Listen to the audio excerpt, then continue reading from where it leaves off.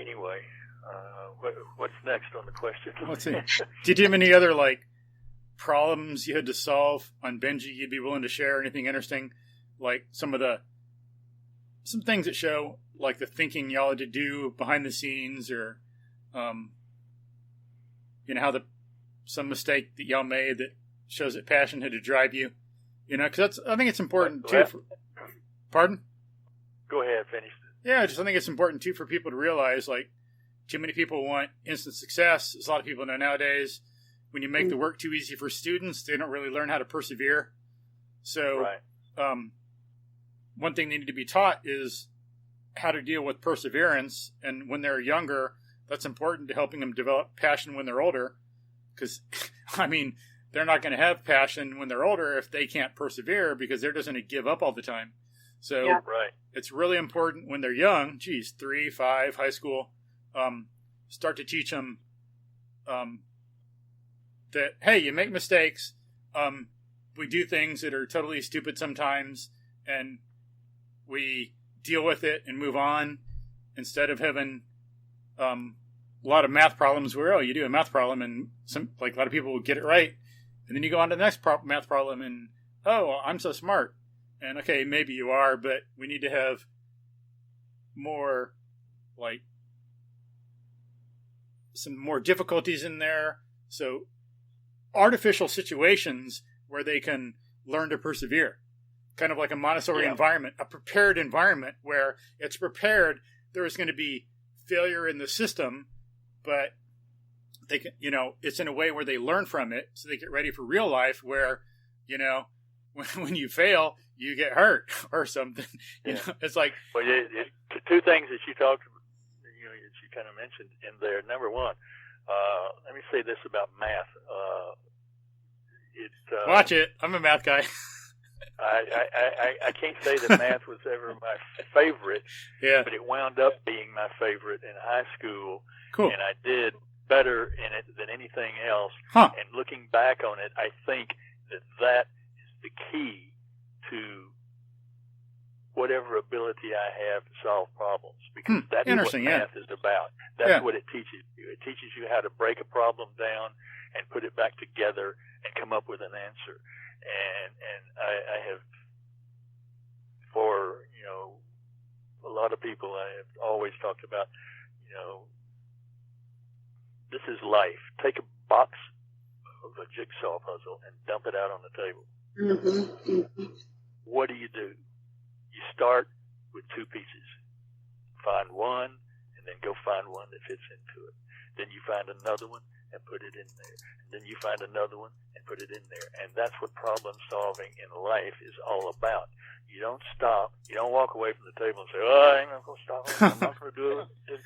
No, you find those pieces and you put them there, and before long you have a completed puzzle. And that's the analogy that I like to use for solving these various and sundry problems. And if you'll note that the Benji movie, the first one, and all of them are all about the same thing. They're all about hope, love, and persistence toward a goal. Cool. Not giving up. Nice. Not giving up. It's important. Every one of them are based on those 3 foundations. Not because I set out to say, okay, I'm going to do this way. No, that's just who I am. I believe that you don't give up. There's a story about that Andy Andrews tells about the natives in Australia that do the rain dances and so forth, and there are tribes of them all over the place. They make their livings often by doing these rain dances. Sometimes they're pretty good at it. Sometimes they're not. But this guy heard about this one that was batting 1,000. They always made it rain. And he said, I gotta get to the bottom of this. So he went out looking for that tribe, found them, got a entrance to the king, and he asked the king when he got in there. He said, "I'm told that you always make it rain. He said, that's true. He said, how do you do that? How do you do that? And the king smiled at him and said, we don't quit until it rains. And I thought that, and I have told that story 4,000 times. I think that's the key. You've got the answer now. All you got to do is not quit in order to be successful. In order to find that passion, don't quit. Mm-hmm. Don't ever quit. And I thought it was hysterical, but that guy had it wired. Yeah, it's funny. Yeah, it's great. But that's the thing, and the entire production was fraught with these kinds of issues that we've been talking about that had to be, and when we got through with the movie and got it edited, it was 10 minutes too short. Wow. And we had to then go back to bring everybody back into town that was from out of town. Wow. And go up there in December, because it was mostly shot in McKinney, Texas, which is north of Dallas. And we had to go back up there, and it was Christmas time. So the whole town, had all their Christmas decorations up. And we had to, where we were doing tracking shots of Benji trotting down the sidewalk, going from place to place, stuff like that. We were having to either take down or hide or somehow put people in front of, all these various and sundry Christmas decorations. And the little girl in the movie had lost her front 2 teeth. And so anytime she opened her mouth, there's a big hole right there. The leaves were all off the trees, and so trying to cut things on the back porch where we had shot several things there. And one of the sequences that first off, it's the last thing I wanted to do was to go back and write another piece to go into a movie that we thought was done. Mm-hmm. It was written, shot, finished, edited, over. Not so fast. Mm-hmm. And that was probably the hardest time with me. When you're going a mile an hour, 10 miles, 20 or 50 miles an hour, whatever I'm trying to say, in the production process, you don't stop to analyze and say, oh, well, we shouldn't do that. I couldn't do that. You just do it. You just do it. It's got to be done. It's got to be done right. And you just keep trucking. With this one, I had time to think about it. It was bad because I really didn't want to have to go back and try to write something that's going to cram in to the movie to make it 10 minutes longer. And I finally did. We got one big sequence and 2 or 3 little pieces of sequence that we were able to extend in the thing. And the big piece, the big sequence, wound up being one of the best sequences in the show. Oh, wow. It's if you remember the movie at all, Benji is out trying to find his friends and find some way to communicate with these people that won't let him communicate. And he's down in the dumps, he's doing this thing. He winds up going over to the police station or the county house, whatever you want to call it, where he had friends with a cop, a policeman. And he would show up every morning, and that was part of his gig, is to run around, trot around town, and somebody give him a bone and somebody give him some popcorn and da-da-da. And he went there, and of course there's nobody there. There's nobody anywhere where he's been. And he was lying on this bench down in the dumps, teary, and he saw the cop and another guy walking up the sidewalk along the side of the building and going in.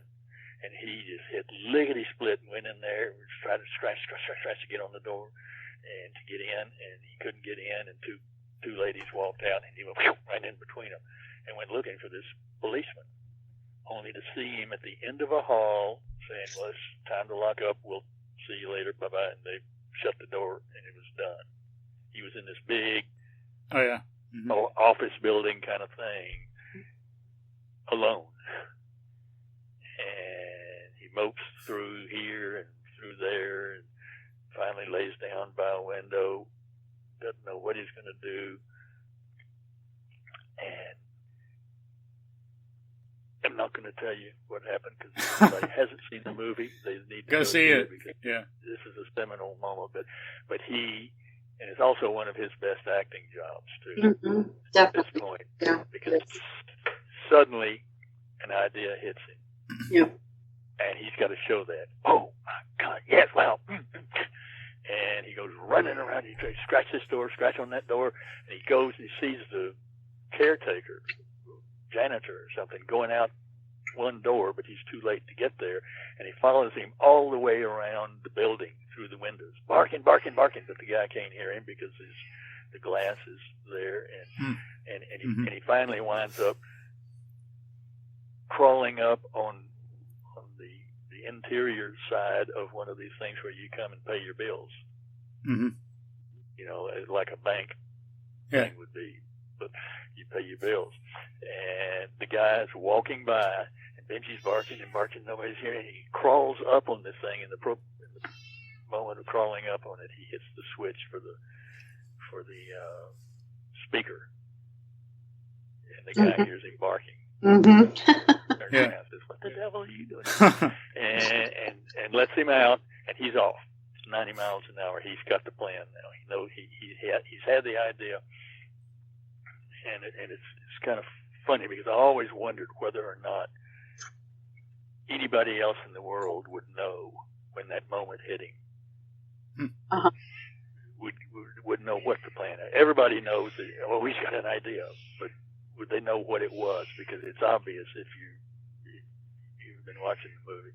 Mm-hmm. And I'm just astounded at how many people do know immediately with him that's what it is what it is. And so he goes back and accomplishes something to save family. Mm-hmm. Oh, that's interesting. But and the picture was long enough. Nice. Oh, but yeah. That's the kind of thing that you know that happens, and how many people would say, oh, you know, let's just put some more running down the street and stretch it or something. Yeah. Right. And that's, you know, so often the case. That's why I say no. That's where most success comes from. If it's not just not saying yes to, you know, that kind of issue.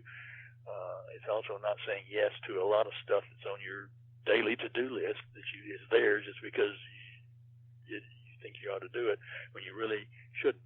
It should be on your list. You ought to be focusing on the things that are important and getting them done and getting them done well, and etc. And that's so important, but so unpracticed. So it comes up in a lot of like business and entrepreneurial books I've read or listened to. That very idea comes up a lot. I think Steve Jobs might have done that too. Some people say, if you want to be successful, you got to learn to say no. Yeah. It's like, you know, kind of needs to be done more. And it is, and sometimes it's tough, you know, people want to be nice to people or whatever the reason is. Truth. Amen. Or this is going to be easier to do than that, so I'll do that instead, and whatever. But, you know, it all comes down to, you know, I'm pretty much a desponent of, you know, the Stephen Covey's, whatever it is, 7 Habits of 7 things to success, and somebody's got 22 of these, and there's 9 things over here you got to do for success and all that kind of stuff. Because that's an intellectual exercise, and success and passion come from an emotional source, not from an intellectual source. And you will never be passionate about something about which you only think intellectually about. And it's like people who try to codify, the people who do it in the horse world, try to codify something that comes naturally from somebody who has spent time with the horse. Mm-hmm. And you can't codify. I mean, if you find your passion, you will have all of the other things that Stephen Covey says. You will have the persistence to not give up, to never quit. You will have all of the things that all these other people list. And it kind of reminds me of, every screenwriting book I've ever seen, textbook, takes something that came out of somebody's heart and a really good story and wrote it down, and they take it and break it into pieces. Say, okay, on page 6 he did this, this, then you got to have act 1, act 2, act 3, and you got to do this, and you got to do that. You got to, all these intellectual things that's not what the guy was doing that wrote the wonderful story that they thought was so good they wanted to tear it apart and codify it. And you can't do it. You can't do it. I do not believe it's possible to codify what drives your passion. But what drives your passion will get you everything else that these books all say you need to have. But it'll be coming through your emotional self, not your intellectual self. Yeah, it's kind of that holistic thing. Some people get too platonic, too caught up in ideas divorced from the world. And if ideas are separate from the world, then how do you expect them to be practical?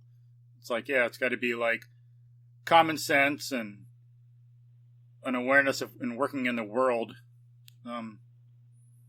And kind of like some people think, like, for Plato, ideas are divorced from value. He makes us like split. But I think people get it right when they realize that ideas and values are more united, and every properly formed idea has a value component to it. And there's this like constant interplay. I think they kind of need each other. Because like some biologists know that like we're conscious so we can live. It's a tool of survival. It's not like some intellectual exercise. We like put our heads in a classroom and then we go to the real world. That's a mistake. It should be like all united and of like thought and emotion kind of like working together with each other properly, like holistically. Yeah, well, that too is true. Yeah. Kathleen has this thing that she does that ultimately drives kids up the wall. Because she says that there's never anything that has been written or any advertising you've ever seen, any novel you've ever read, any nonfiction book that you've ever read in which the author did not have an argument. He wanted to change something. He wanted to bring something new to light. And she uses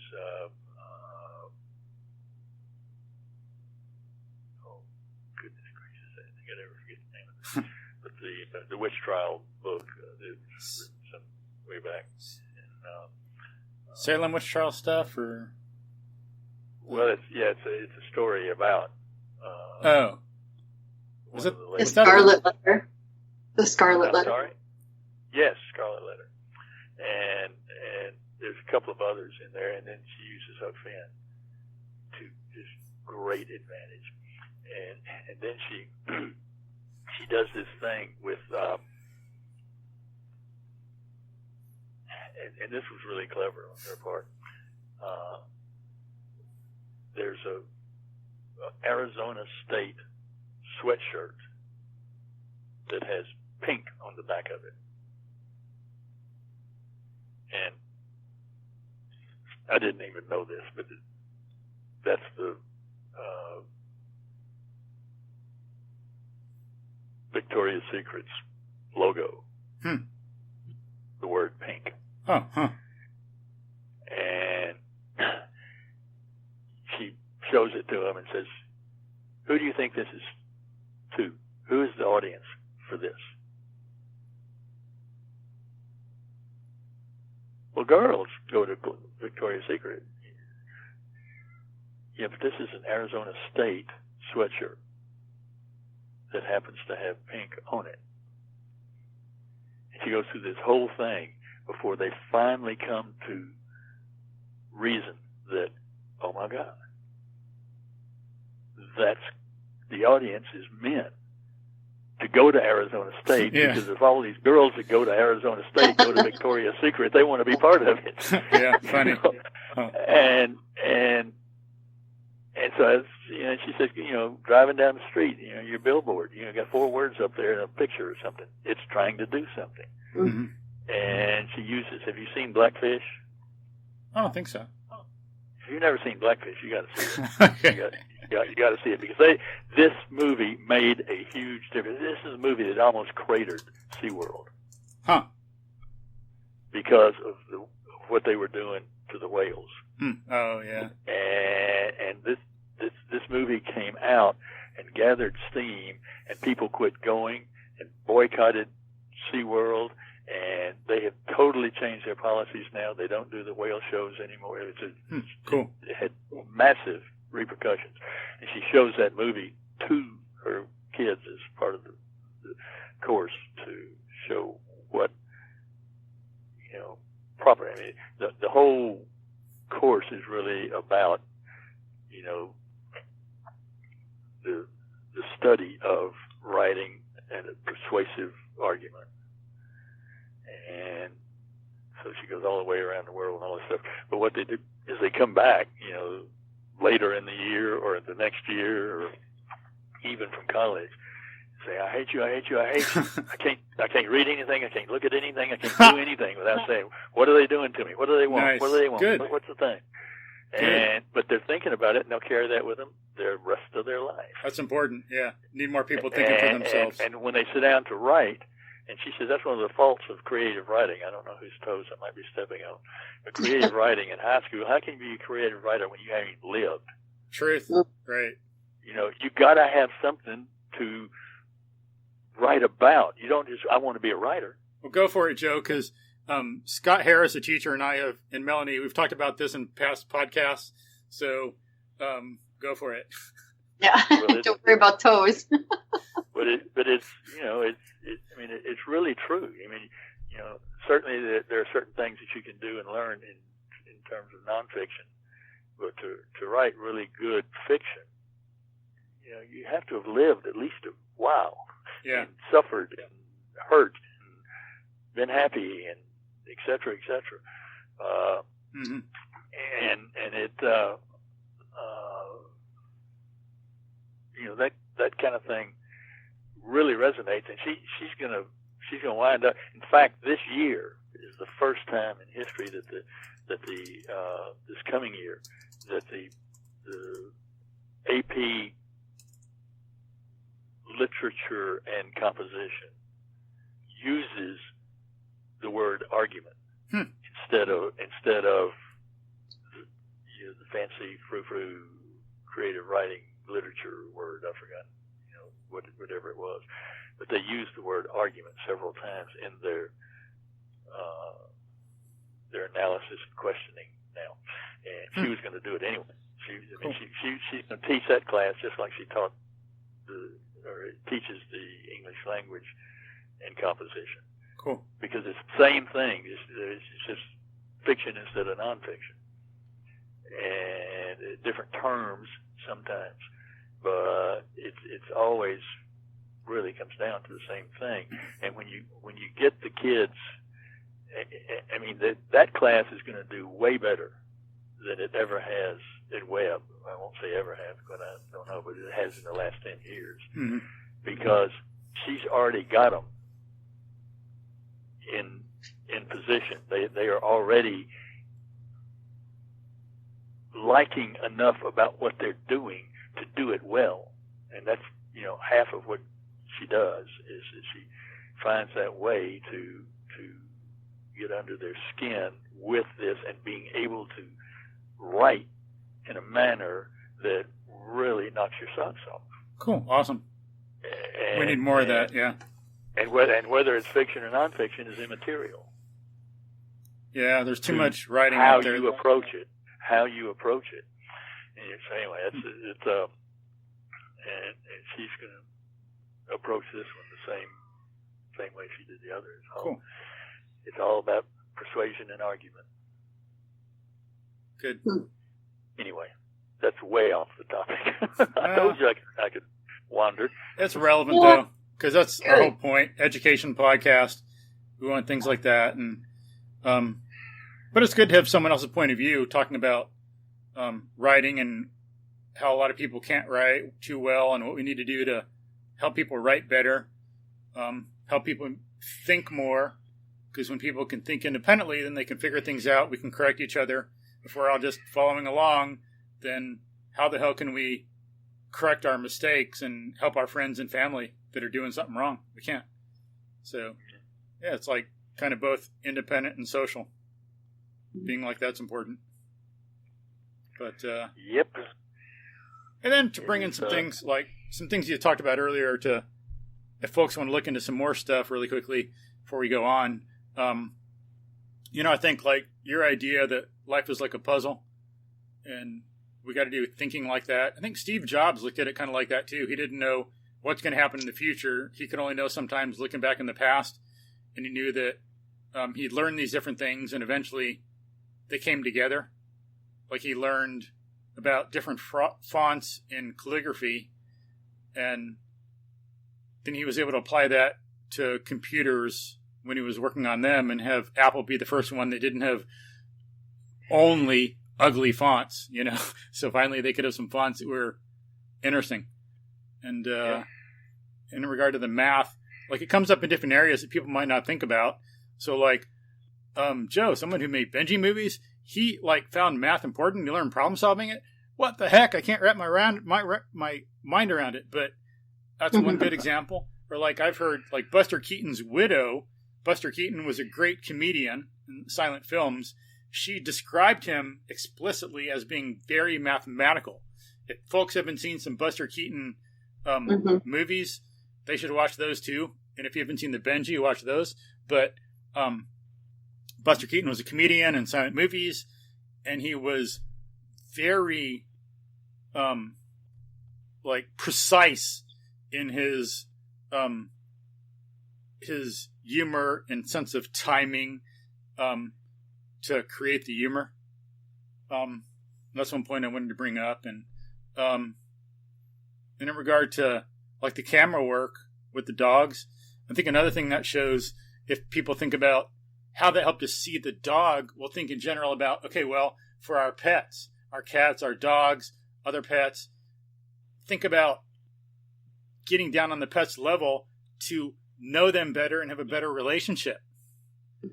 So it's good to think about principles going on here. We're talking about the camera and how we used it, and that's great for the problem solving. Another thing we can get out of it is how we can know our pets better by getting on their level with our dog, with our cat. I think they'd appreciate it. We'd have a better relationship. And then we learn a lot more from dogs and animals and horses than I think people who don't really know them well would realize. But I think, like that in general might be one reason why you had trouble, Joe, with the movie, because just it's worse now than it was then. But I think there's just this general ignorance of biology and ecology nowadays. So people they're more separate from nature and animals. And so, yeah, it'd be like an animal has like feelings. A dog has feelings and like thoughts. It's like, whoa, it's like blows my mind, man. But if they knew more about horses and dogs and cats and were more involved in nature, it'd be more common knowledge. And then I think we'd have a better world, Yeah. Benji we were down in Miami in a hotel suite. There was a 2-story suite, had a kind of a staircase that went up and a banister, around a mezzanine kind of thing. Cool. This thing. And Frank would always do this, one of his standard shtick, I call it, tricks, when we're out about in public. There are no tricks in the Benji movie. I don't allow people to say that because they're not. It's the emotion. But when we go out with the press and do things there was some stuff that Frank would do that is just pretty amazing and would blow your mind. But one of them was he would hook a bunch of leashes together, and depending on where we were, get up something tall and clip a basket or something on the bottom and ask Benji to pull it up. He's done it from a ladder. He's done it from all kinds of things. And on this particular day, he did it from this mezzanine.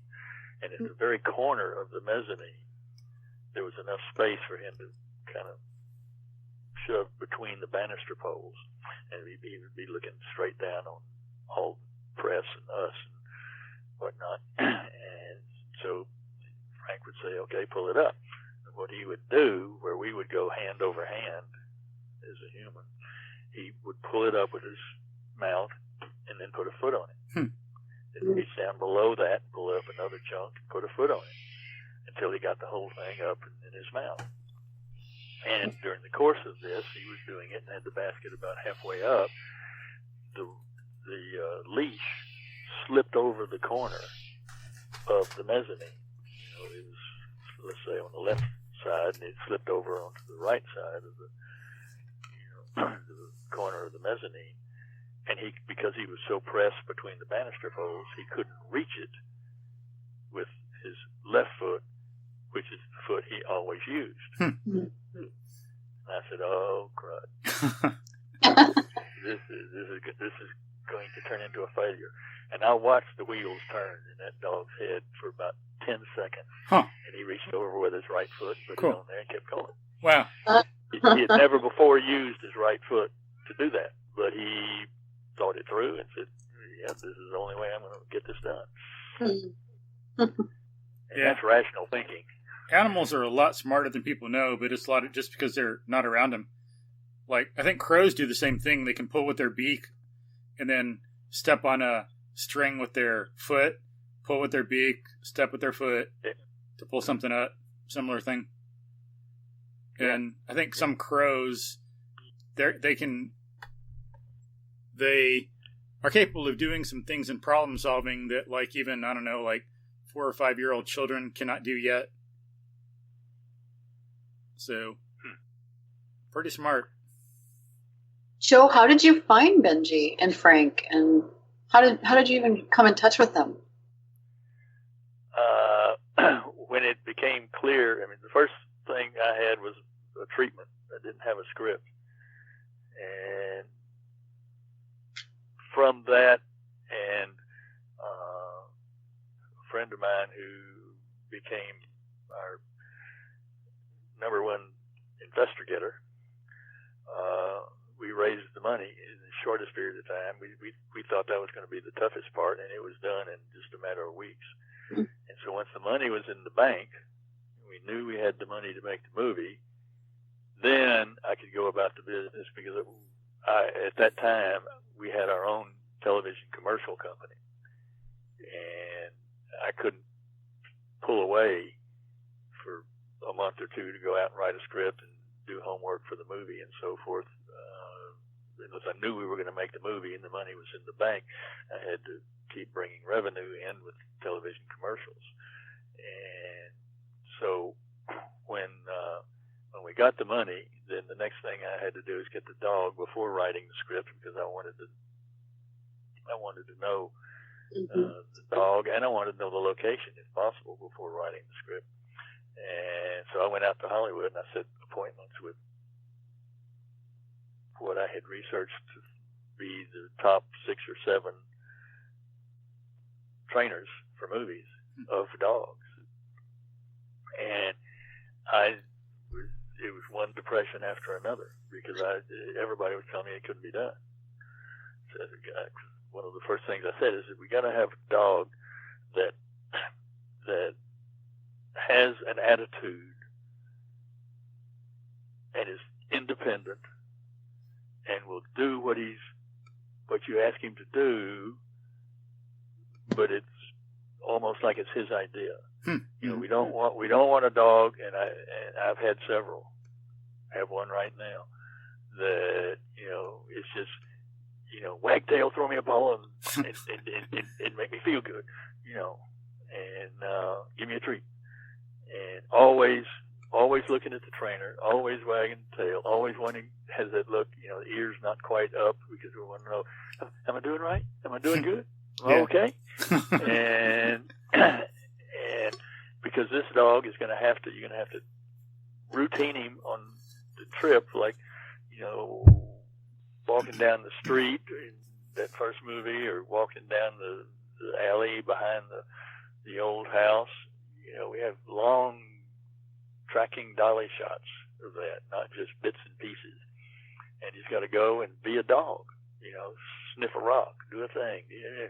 And so he has to be set up to go from this point to that point and to do it in a manner as being a dog, not do it under constant call, because so many dogs and trainers they're there for, you know, somebody calls and says, okay, I need a dog to go run, jump on the couch, pick up this guy's hat and take it over and hand it to the lady or something. You know, it's called, you know, A to B kind of training. And so that's what they do. They train the dog to go do those things and hand it off. And Frank, one of the beauties of Frank and Benji was that Frank's first dog that he used was his own dog that he'd been given because he was in a wheelchair from an automobile accident. There were certain things he couldn't do. And so he would teach the dog to go get the paper or go do this or, you know, do things that he couldn't easily do. And it was through the relationship with the dog that the training outgrew rather than the reverse. You know, rather than, all right, here's the dog, I'm going to train it to go over there, pick up this, go over there, and hand it to somebody else. And so the whole idea of this, I've lost track. Where was I going with this? You know, because Benji was always independent. Oh yeah, we were talking about trainers. Okay, yeah. So the trainer would tell me. I had one tell me, "See, are you out of your mind?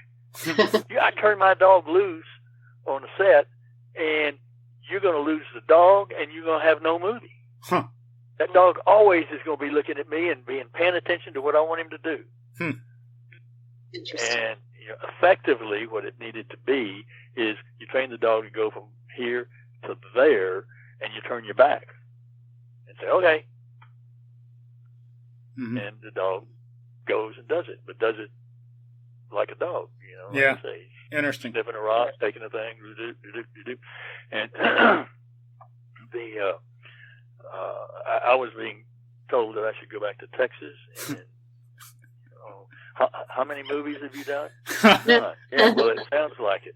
Okay. Yeah. Wow. Thanks, guys. And it was just, you know, it was horrible. And so I went into the last meeting on the next to last day was a fellow by the name of Ray Berwick, who he's basically a bird trainer. He ran the show at the animal show at Universal, you know, the theme park out there at Universal Studios. And he had done the birds and 2 or 3 other movies, particularly with birds. That was his specialty.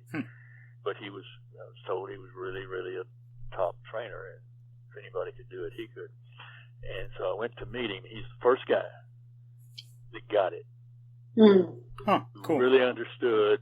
Nice. He said, I'd give anything in the world. I'd give anything in the world if I had a dog that I thought could do this. But he's too young. The one dog I have is too young. He can be all over the place, and he's going to act young and etc. I said, can you show him to me? Because this guy got it. And he understood. He understood what we wanted to do. Yeah. Wow. And I didn't want to walk away from him. And he showed me the dog, and he was right. It was a lot of that, what I'm talking about. That dog would need a lot.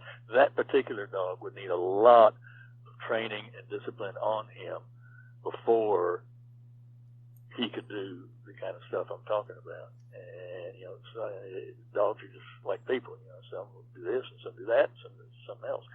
And, and he wasn't a very independent dog. He would go on. He finally made it. There was a TV show after the Benji movie came out that somebody trying to capitalize on that. It was called,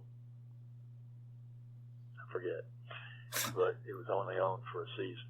And, that dog starred in it. But rings a bell, but I can't think of it either. It seems like familiar in my memory banks, but yeah, it's there somewhere, but I haven't found it too important, so I didn't. I don't think it's stuck. But anyway, but Ray Berwick says, "Have you seen Frank in?" And I said, "I'd see him in the morning." He said, "You'll be done." I said, "I'm sorry." He said, "Frank will get it, and you will like what he does." Cool. And I said, "Oh, thank you." that was the last one I had, and I didn't know what I was going to do if I went out there. And Frank gave me the same spiel that everybody else was giving me. You can't do that. It's impossible. Get out of here. And so I went out to see Frank the next morning and sat around the table. And basically, my concept was trying to talk them out of it. All the trainers, because if I could talk them out of it, they weren't the guy for the job. Yeah, yeah, good point. And so I would really overemphasize all of the problems that we had and we were going to need. That dog had to be free and had to be independent. Blah blah blah. And so I get all through. Frank had this big old walrus mustache that he played with, twisting and whatnot. And he leaned back in his chair and he said,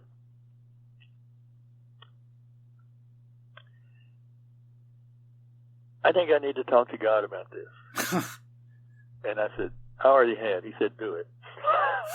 And he leaned back in his chair with a smile on his face. He said, "Well, I don't know how we're going to do it because it's never been done before. But if you like me and like my dog, then I'm in." Sweet. And so we went out to see Higgins, was the dog's name. He'd been the dog in Petticoat Junction for 7-8 however long the season was, learning something new every week. So he was probably clearly the smartest dog that existed in Hollywood at the time. And he was in retirement. And he was 13 years old. And so I got out I had one of those motor-driven Nikons, bam, bam, bam, bam. Take a bunch of pictures at once. And I got down on the ground and started shooting pictures of Benji while Frank stood behind me.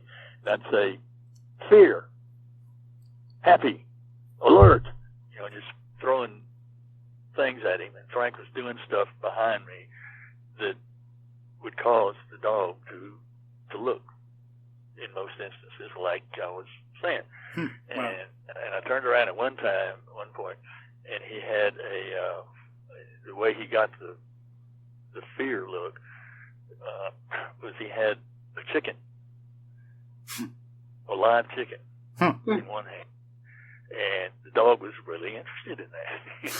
Here's a live chicken 3 feet away from you, and it's flapping its wings and raising cane and all that stuff. And then he'd put it behind his back and bring out a rubber snake and point it right at Benji. And boy, he'd back up and eyes big. He obviously had some kind of knowledge of a snake. And so I said, thank you, God, because he really got it. He really understood. He really understood what we needed to do. And but he was paranoid about it all. And we had some of the biggest, loudest screaming matches and fights that you could ever imagine. We were always the dearest of friends. We'd sit in the theater and it was all over with. We'd make making these tours around the country, and a lot of them would be attached to screenings of the movie opening and whatnot, or special screenings of the movie, and we'd sit next to each other and say, how the devil did we do that? I said, I don't even remember what we did. And so that was the next thing. And then I go back home immediately, and just parenthetically, this is probably not interesting to anybody else, but I can't go through that day without telling it. I went back, and I was going to meet Tom Lester, who was in the movie. He was the handyman on Green Acres. Yeah. That played a part in the movie. He's also a fraternity brother of mine from Ole Miss. Oh, wow. Cool. And so he had done several things for us. He'd gotten us into the producer's office of the, Beverly Hillbillies. We were out there earlier trying to, learn how to write and so forth. And so he was in the movie, and I was going to have dinner with him, or no, I don't remember if it was dinner or just, talk for a while. Hardcore Southern Baptist, and so he didn't have a beer. And so I was waiting for him in this Holiday Inn lounge. And I had when I got through with the Nikon, I took a bunch of pictures with a Polaroid of Benji Higgins. And we found Tiffany that same day. And Tiffany was ill. But she looked perfect and blah, blah, blah. So she was in the hospital ward of Frank's place and whatnot. But she got better. She did the movie. But I had a whole stack of Polaroids that I'd taken. And I had them on the table there and drinking a beer. And somebody put a quarter in the jukebox and played the main theme from Godfather. Oh. Which is, you know what it is. I mean, it's just really tugs your heart out. Yeah. And beautiful, beautiful piece of music. And I'm sitting there looking at these pictures of Benji, and that music comes on. And I rose up to the ceiling, and that scene that I told you about in the cherry picker, I had to go down or I felt like I had to go down and talk to Frank. That's where that scene was born. Because of that music playing, and look at the dog, and I could see in that dog's eyes and face that, he would really, those eyes would reach out and kill you. Wow, interesting.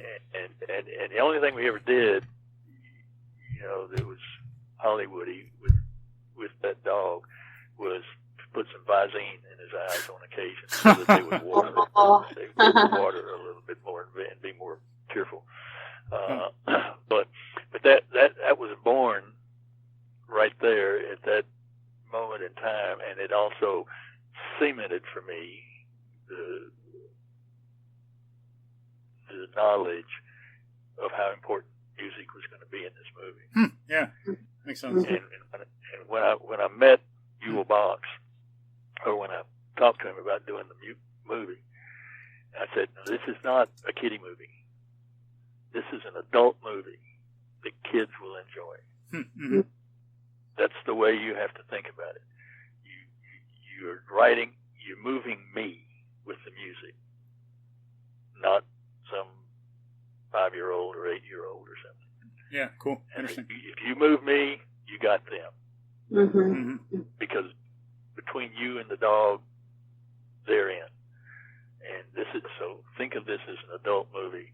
And it was funny because he kept trying to write that song, be the opening song, and be the melody line for all that reach into your heart and pull hard stuff. And he was just mind blocked because he was trying to do 2 jobs at once. And finally I had to say, okay, forget it. Never mind. Just do a good song and then do a great piece of music back over here.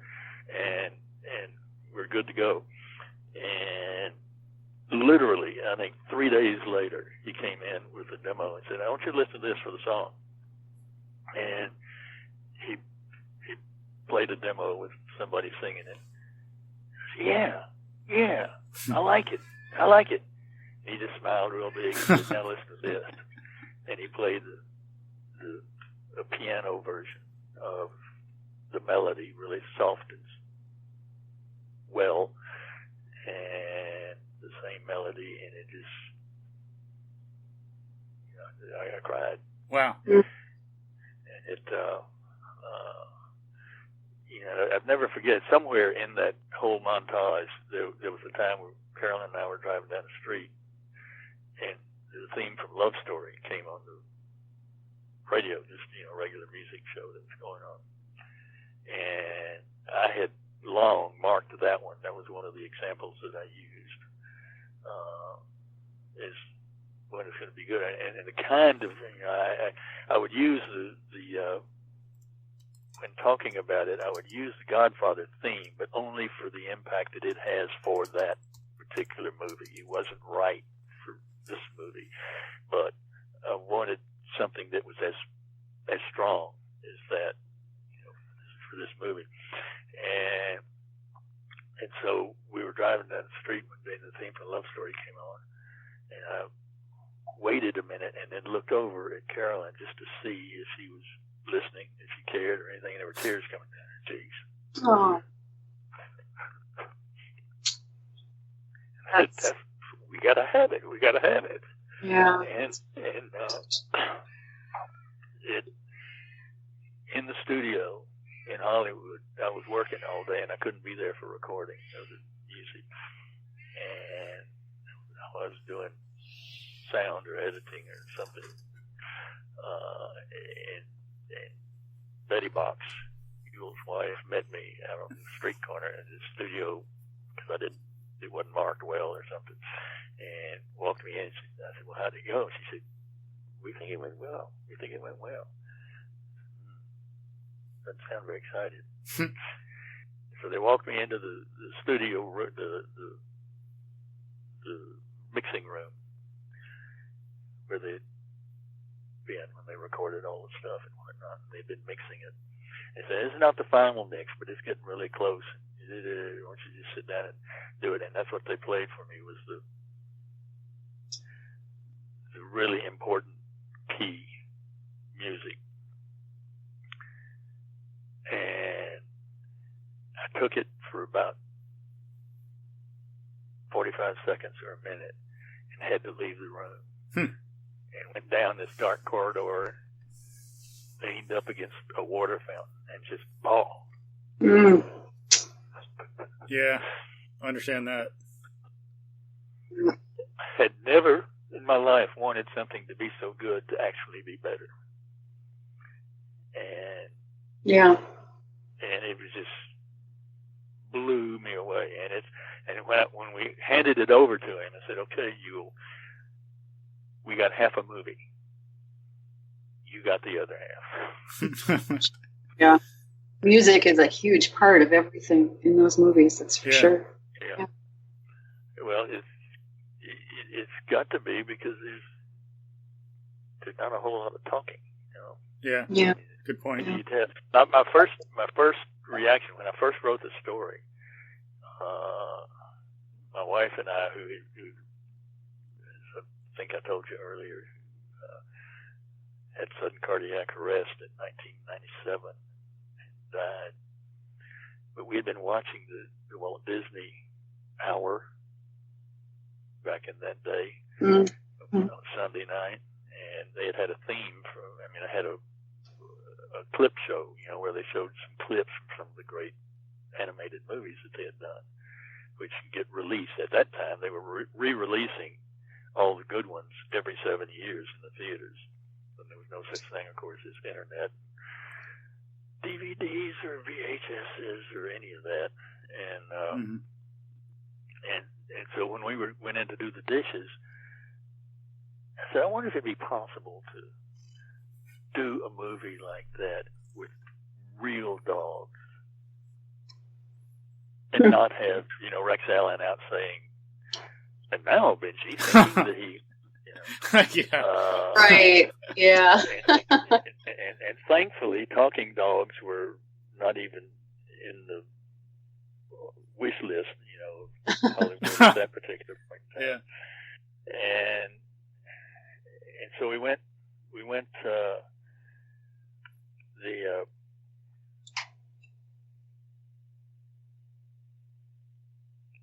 we talked about it in the kitchen. I had to remember where I was in the kitchen, and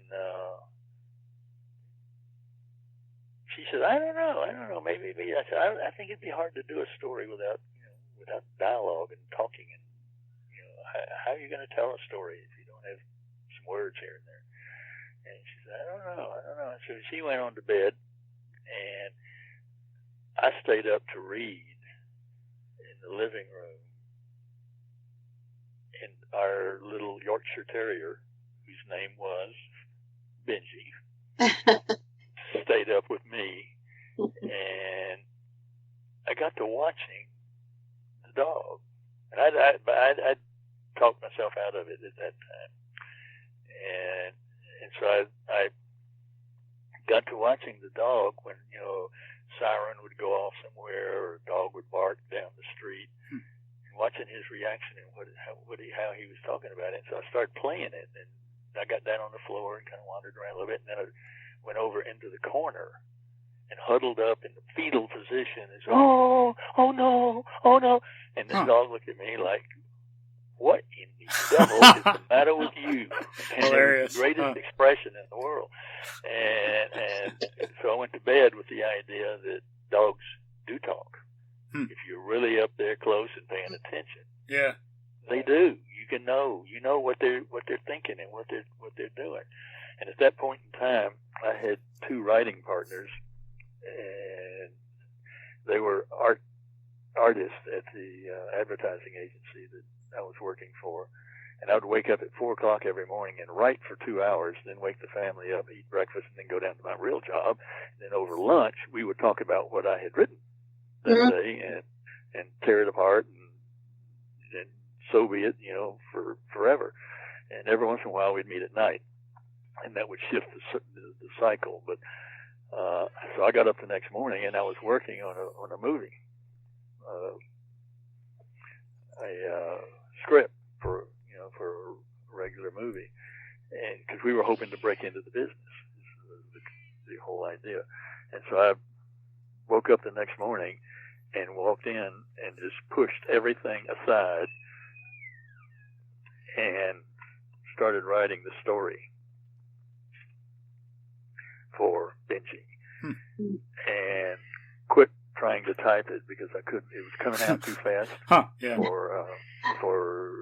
me to keep up with it typing, and so I went into longhand, and it wound up when it was about 10 pages long.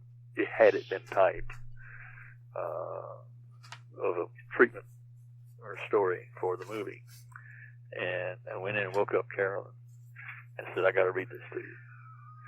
She said, "Let me read it for myself." I said, "No way you can read it because it's so scratchy." And so I sat there and read it, and when I got through, I looked up at her, and there were tears coming down her eyes. Yeah. Nice. Said, you got it. Yeah. And that was several years before the production of Benji actually began. Wow. But that's how it began. Interesting. You wanted to talk about horses, and we spent all this time talking about... Well, it's interesting, yeah. Do you have any other stories about what Benji did that was really smart? Like, what kind of intelligence he showed? Oh, that dog knew everything. I mean, I would, when we'd do press things, we'd have several press people, either television or print or something, in the room. It always made Frank mad because he was nervous about doing something that he had actually practiced or known or something. I said, I want this dog has rational thought. And I want to show it to you. And so I'd go over and just pick up something like a matchbook off the counter. And I said, now, Frank, this is what I want you to do. I'm going to put this in this person's hand over here. Just send Benji. I want you to sit in that chair and never move. I want you to send Benji over to that chair and tell him to pick up the matchbook. And then I want you to send him over to Nancy over here and tell him to give it to Nancy. Then I want you to bring him back in the middle of the room and have him lie down. Or something like that, depending on what the moment was. It's something that Frank had never seen before. We hadn't practiced, hadn't talked about, or anything else. And he would sit there in the chair and do it. Huh. Wow. Just by talking to him. Okay, Benji, I want you to go on over there. Go over there. No, not that way. The other way. The other way. There, yeah, that's right. Now go right up there. Now pick that up. Pick that up. Pick it up. Pick it up. Pick it up. Pick it up. Pick it up. All right. Good boy. Hold it. Hold it. Benji would look at him and say, now go over there, and he'd point. And she would go wherever he was pointing. And say, put your feet up. Put your feet up on the chair. Give it to her. And just do whatever like that. He could talk that dog through anything, and it was important. We found out through all the Benji movies that be there, because nothing ever worked like it was supposed to. Yeah. And so when things are, like the A to B dog, he's expecting the person going to be here, the person's going to be there, or the couch, or whatever it is, and he rehearses the whole thing. And if you came in and said, "Oh, you can't do it that way, you got to do it this way," it'd blow the whole deal. Oh yeah, it makes sense. Yeah, I've heard that and other things too. Yeah. But and we were out in the woods. I mean, on Benji the Hunted. Oh my goodness, everything was off the table or on the table or something, because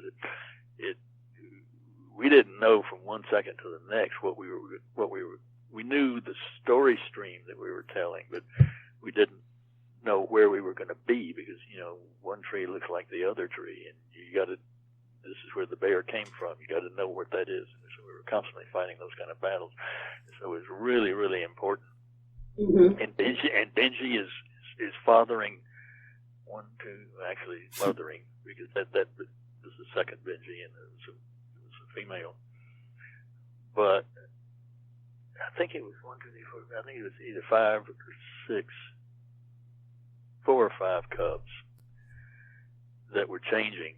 We had 3 or 4 different sets of cubs through the course of the picture, because they'd grow so fast that they'd be in it. And if you monitor that movie, if you really watch the cubs, and that's all you do, turn the sound down if you have to, so you don't get involved, and just watch the movie. The cubs are big, and then they're small, and then they're small, and then they're big. They change sizes all the way through the movie, because you're not shooting in sequence. Yeah. Anyway. Huh.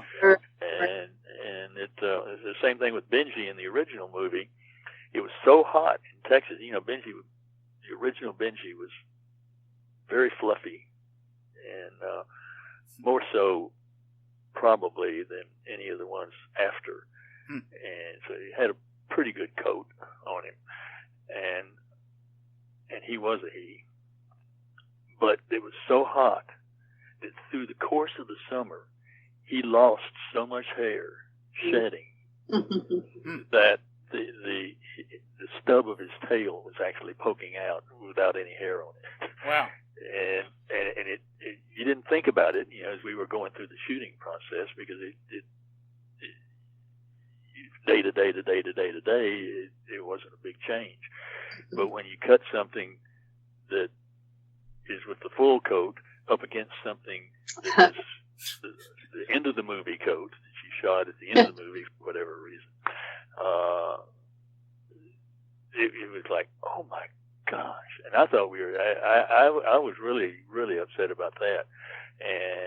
And that's one of those cases where I didn't say, no, we're going to do something over, because there was nothing to do it over with. Yeah, right. What could you? Yeah. Maybe nowadays with some technology, you could have done some computer stuff to put hair in the tail, or get a a Benji wig or something. Yeah. But it's amazing. You watch. You have to do it probably with the sound down so that you don't get involved. Yeah. If you pay attention to the cuts of Benji going all the way through, you'll see not.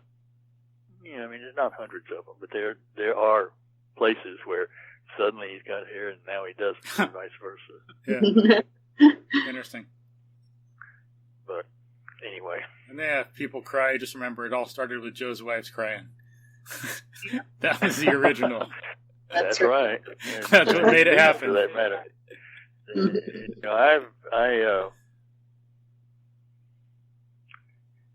I do know how to cry, so yeah. I can't. There are places I do talks and so forth all the time, and there, there's a couple of places, when I'm doing a horse thing and reading the soul of a horse, that I don't think I've ever gotten through without at least having to pause for a little bit. And, Makes sense. I've read it 4,000 times, but it still brings back such a strong memory, like when I joined up with Cash in the very beginning of the book, when he walked up behind me and said, "Okay, come in," it just out of nowhere, just bawled. Yeah, if you're passionate and you care and you're authentic in your feeling, it will happen. Yeah. Yeah.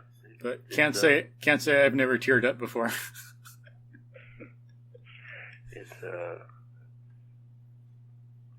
Kathleen thinks it's funny. It's rare when I see her cry. Huh. Interesting. Or tear up or anything. Huh. And I say, we can do this, we can do that. She goes, what are you talking about? You can never get through that. Funny. Yeah. Kind of reminds me of, though, like, Courage Under Fire. That's a good movie. So this, like, leader of some army soldiers starts crying, and someone thinks she's weak. It's like, no, I'm not weak. I'm just stressed. Shut up. But yeah, it doesn't mean weakness necessarily. People, like, unfortunately kind of misconceive it. Yeah. But yeah, it's better. Early on, not to worry about it. Yeah. Because it's it is what it is, and I'm not going to live in a closet, so. Yeah. Right. Just have to, go with the flow. Yeah, and it's interesting how it used to come up in some books. So it's good to read literature over a long period of history, like Hopalong Cassidy. Mostly people know Hopalong Cassidy as some like goofy character on a kid's TV show, but the real Hopalong Cassidy in the novels that Clarence Mulford wrote, I think that was his name. He was like Cyrano de Bergerac. He was very intellectual and very like talented in martial arts. So you mess with him, he's going to kill you. He's a very serious dude. But I think it's in there that there's one scene where one of his friends dies and he's on a rock, so like he goes out all alone somewhere. He's on a rock and he's crying. Mm-hmm. And then he deals with it, suffers, and then goes back to work. But I think Louis L'Amour might have had some of that in some of his stuff too. So, yeah, nothing wrong with crying. No, I agree. It just disrupts. Get back on track sometimes. Mm. Yeah. Yeah. So, what do you want to? Where do you want to go from here? Let me see. So yeah, that's a lot of interesting information about Benji and your background there. And let's see. And then what did you do? Or let's see. Do you want to like talk about your life after that with horses now, or could we like schedule another interview to talk about that some other time, or what's things looking like with you? I think that we've been at it for a while. Yeah, 2 hours and 20 minutes recording and talking an hour before that.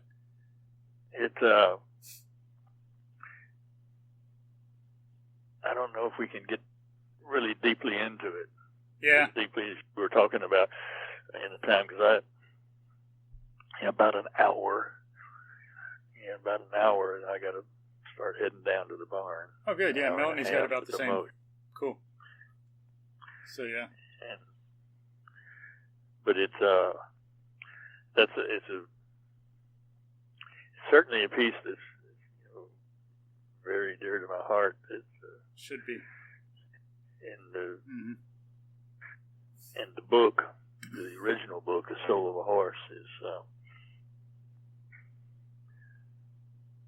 another one that is passion driven. Mm-hmm. And is I think that it's pretty much true with dogs, but definitely with horses. I think that the starting point is always relationship, and really the word trust is actually where I put it right now. Mm-hmm. And if a horse trusts you, there's no limit to what you can do. That horse will do anything in the world for you as long as you have the sense to communicate it, which is hard sometimes. Yeah. Communicate what you want the horse to do. But that was a great learning experience. It still is to this day. And it's a fairly interesting story how it all came to pass too. So hopefully we can go again, and we'll do that. Yeah, hopefully good. Yeah, and then besides watching the Benji movies, folks can read The Soul of a Horse. And then do people actually listen to these things for? Yeah, there are a few. Yeah, like actually, there's this one guy who does podcasting, and when he started, this guy Joe Rogan, I think he's well known. He must do one every day or something, but people were telling him they should do half an hour, and he goes, "No, I'm going to do like 3 hours." So when he does them, they're pretty much all 3 hours long, and he does a lot of them, and because he thought, that's how you really talk and you develop conversation. You can't really do much in half an hour, and I've noticed that too. Listening to some podcasts with some people in them, they're like half an hour long, and they might say some stuff, but just like some sound bites, and they can never really develop anything and have good, authentic conversation. So, I think it's valuable. And then, if people want, you listen to half an hour, go into work one day, wait a day or two, listen to another 20 or 30 minutes, wait a day or two, listen to some more. Yeah. So they can break it up. But I know I've listened to some Joe Rogan podcasts, like maybe 2 hours straight, and then I had to do something and finish the other hour, or sometimes maybe 3 hours long. And I listen to audiobooks that way. That's the joy about that, audiobooks as well. Yeah. You can. It's like we don't have television in our house. Oh, wow. Huh. Nice. We haven't for probably 14, 15 years. Wow. Kathleen's twins grew up without television in the house. They knew why. And they could go when they're at their friend's house, they would sit and binge or something. But they knew why. They understood it. They didn't complain about it. And now they say they're really happy that that's the way it was. Yeah. And nowadays, of course, you don't need television in your house because everything you might want to watch, you can watch on the internet, and you can do just exactly what you're talking about. You can watch 30 minutes of it now and go away and come back and watch 10 minutes. Yeah. Yeah. Watch it on your phone. Watch it on your phone on a plane. Yeah, when you want to. Yeah. And that is, I don't know if you know The Voice. The show, but, TV show. Yeah, I think so. Music has always, certainly since that first movie, but it's always been an important kind of part of my life, and I feel, really like, music. So that's the only, I think, going TV show that we actually watch is The Voice. But we watch it a day late. Yeah.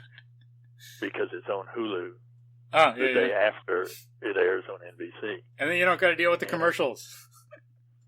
That's right. And you can do it when you want to. Right. So Yep. If you're late feeding and getting dinner started or something like that, you can watch it. And you don't have to worry about being there at a certain time. And I think that's going to be the demise of television for us all over with, is having to be there at a certain time. Mm-hmm. So I think a lot of people use the internet like that. And why didn't you have a TV in your house?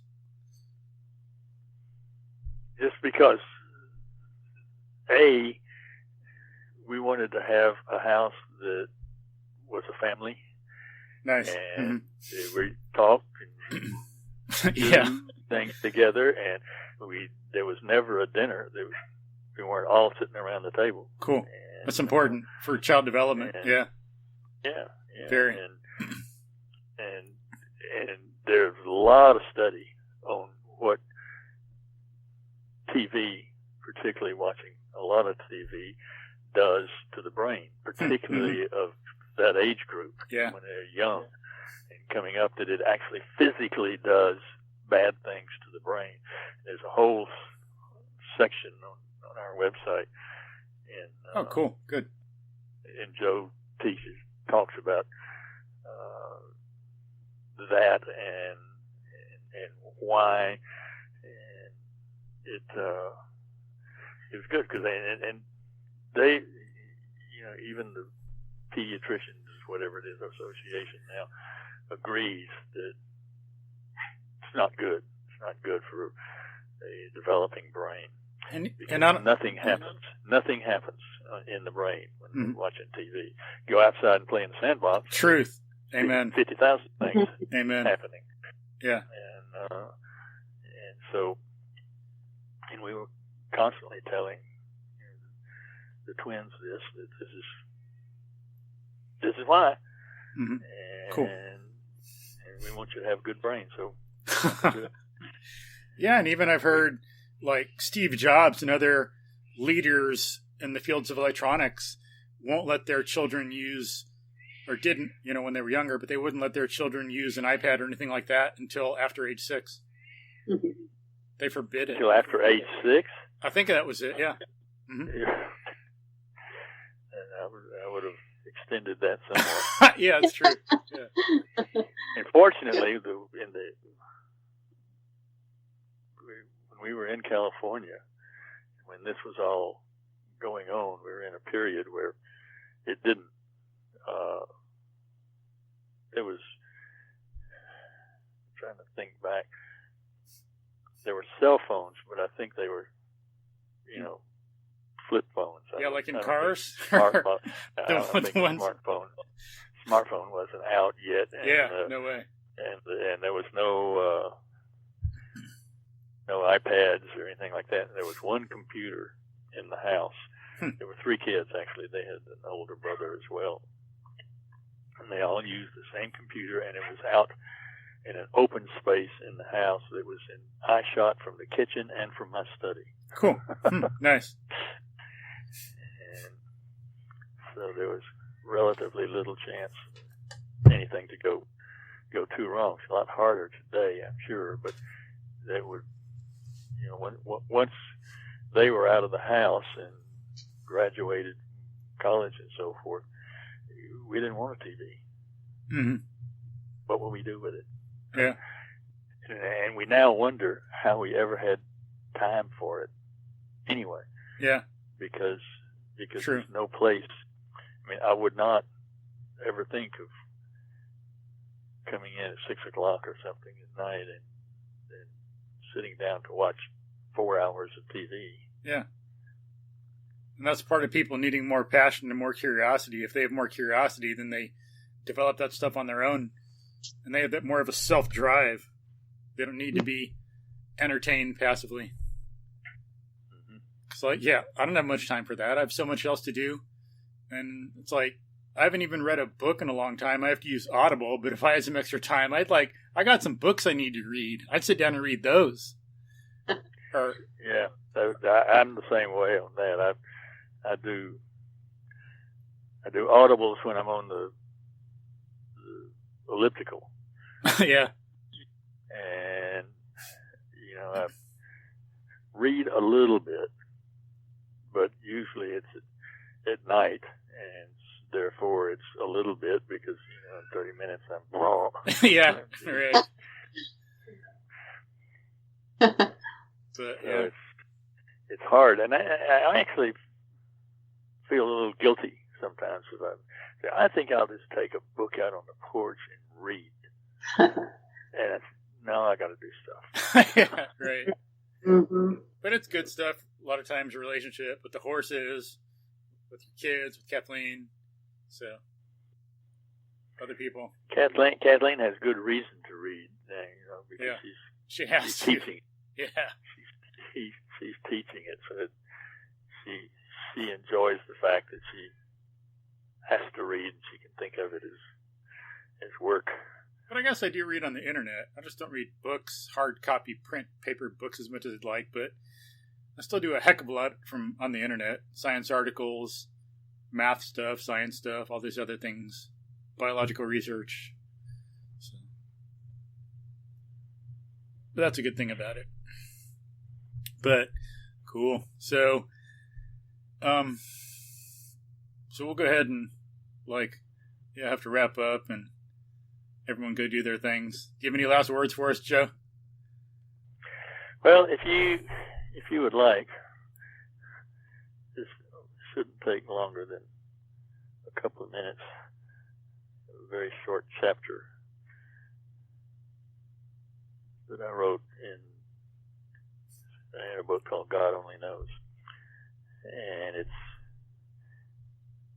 the why of Benji, really. Mm-hmm. I guess. And I can just read it to you. Cool. This chapter 3 in this book, the title of the chapter is The Seed Sown. I turned my head to the side and brushed away the tears with my shoulder, then turned back to the screen. They were all dancing off into the sunset, singing Zippity-Doo-Dah, and I didn't want them to go. Uncle Remus, Bobby Driscoll, Luana Patton, Brer Rabbit, Brer Fox. I knew my dad would be waiting outside to pick me up, but when the final fade-out came, I didn't budge. I stayed glued to my seat. I wanted to see the beginning again, to see the names that flashed on the screen. These were the days when you could sit in a theater all afternoon for the price of one ticket. The shows were continuous because most people paid little attention to starting times. They just showed up whenever it suited them, then stayed through the next showing until they got back to the part where they came in. There was a preview, a cartoon, a newsreel that showed President Truman with the first television set to be installed in the White House. Then once again, the bright, happy music that signaled the opening of Walt Disney's Song of the South. I was mesmerized as the picture came up and all those names began to pass before me. I wanted to be one of them. I don't think it really mattered which one. That wasn't the point. It was an eagerness to be a larger part of such a delicious experience, not just a kid in the audience.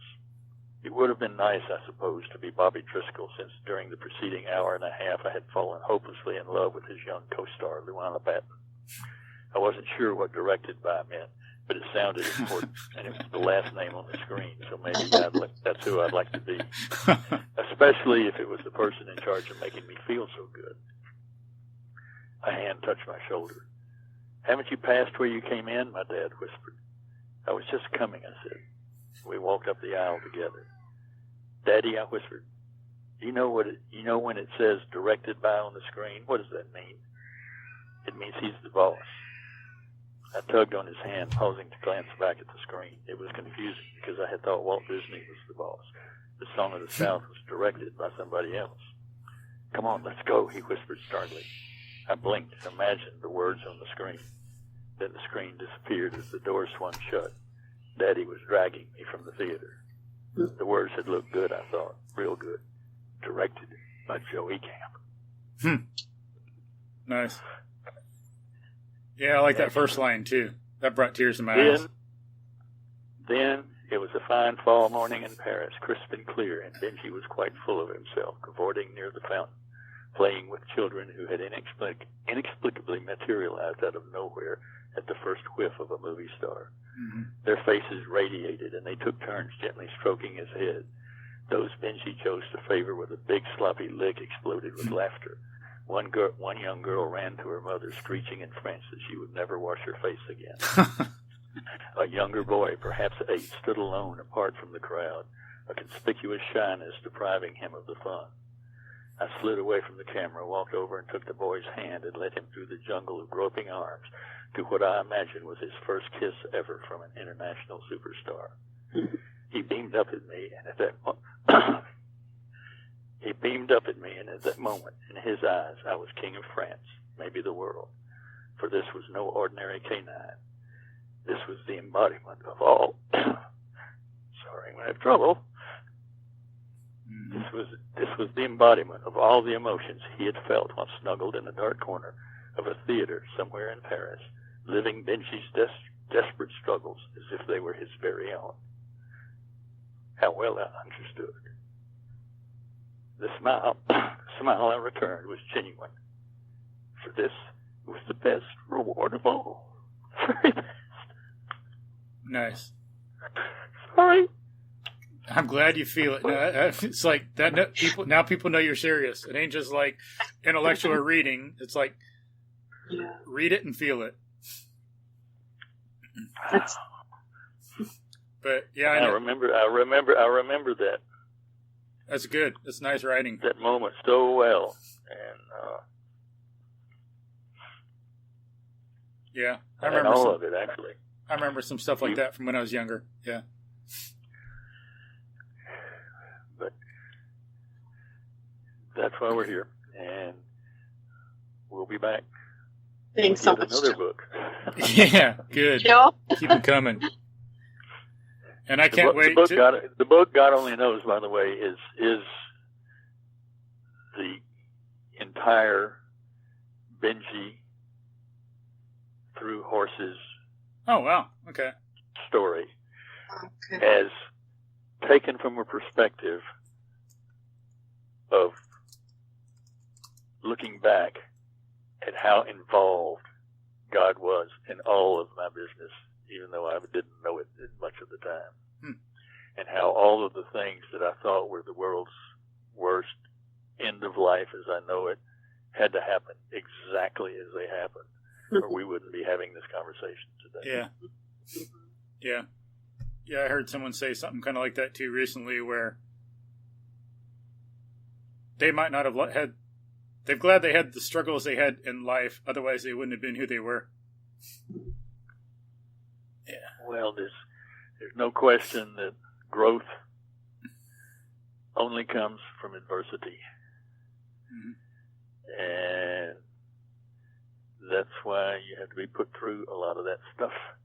Yeah. Because, I mean, I would hate to think of everything that I went through building up to and doing that first Benji movie had I not had a lot of really tough experiences trying the passion and so forth and growing through it and etc. And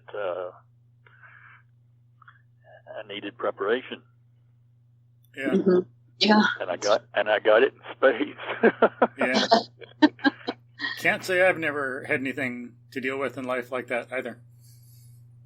So Say again?